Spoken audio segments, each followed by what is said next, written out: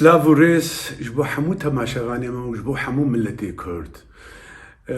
Bi rastî îro ez kêfxweşim ez hatime Düsseldorf me peymanek amze kir. Ji ber vê yekê ez gelekî kêfxweşim ew peyman me bi Înstîtuta Çanda Kurda li Düsseldorfê me amze kir. Ev yek ya diduwa niha mafê min weka hunermendekî Kurd mafê min hemû dinyayê hate parastin ji alboma min Xerîb û Yek heta bigihê dilava û ew stran û klîpê solo bi tenê hemû niha sîkorta wê çêbû ji hemû dinyayê.